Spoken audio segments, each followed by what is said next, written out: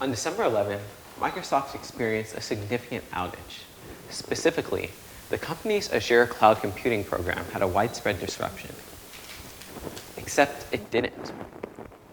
This is an AI-generated response from this prompt. Despite being technically good, this event never happened. The AI model generated a fake story to fulfill the demands we gave it. And this isn't just a one-time thing. In fact, researchers and users alike have documented entire classes of prompt that consistently cause AI models to fabricate stories. When this happens, it's called hallucination. And the dangerous thing about it isn't that the information's wrong, rather that it doesn't sound wrong. See, the backbone of these chatbots are called LLMs, or large language models. And LLMs don't know things in the same way me and you do. Rather, they predict the most likely series of words based on the prompt and the text preceding it.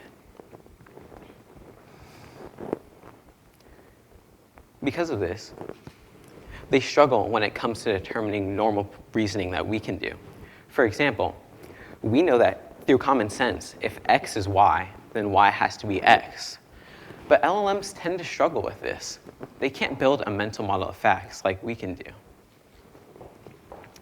In one experiment, researchers prompted chatbots with a question it couldn't possibly answer: what someone's birthday was.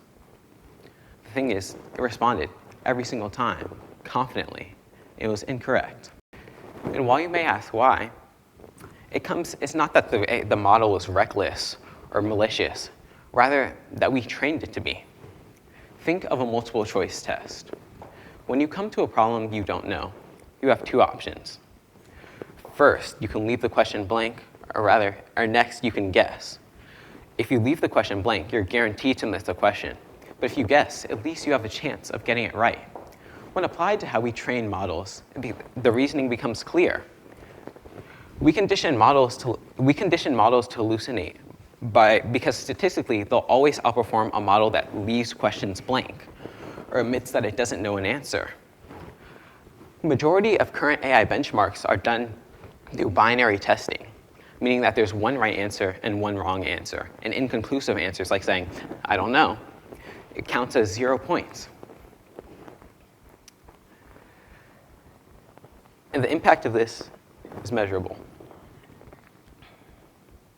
Imagine a YouTube video script. Someone just generated it and posted it online, hoping to generate a quick buck.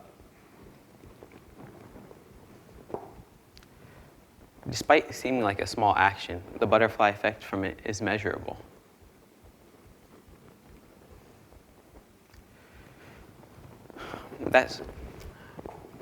Though the information seems truthful, the facts generated within it might seem exaggerated or might just be outright incorrect.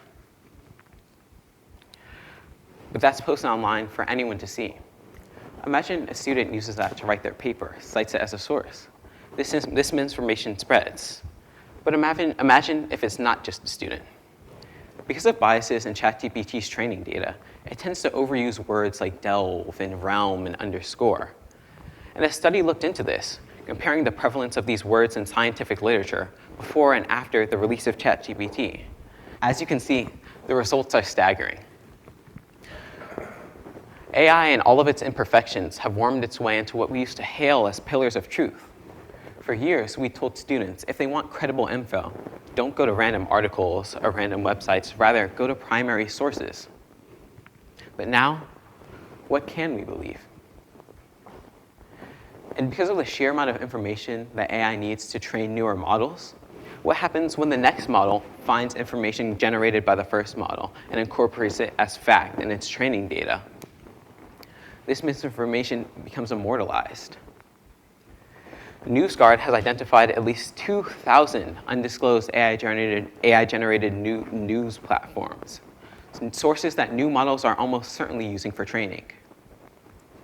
This is how truth quietly erodes, not in one big collapse, but rather through millions of small, seemingly insignificant mistakes.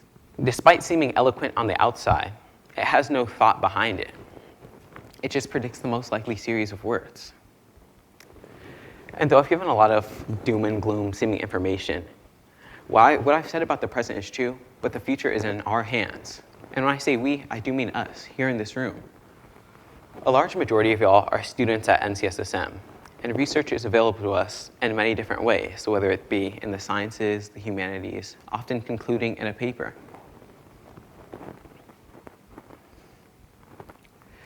And though we're obviously such a small percentage, I think it's important that we do what we can to help a field that's slowly accumulating with misinformation. And to be clear, I'm not writing generative AI off as a harmful or useless thing. Rather, it's an extraordinary tool. But tools can't take the reins. That responsibility falls on us. So as you move forward through the rest of your high school career, through college, to grad school and beyond, or wherever life takes you, I encourage you to make an effort to preserve truth. The future of the world is in our hands, and it's up to us to decide what we can do with truth. So as you move on, protect truth, because machines don't do it. People do. Thank you.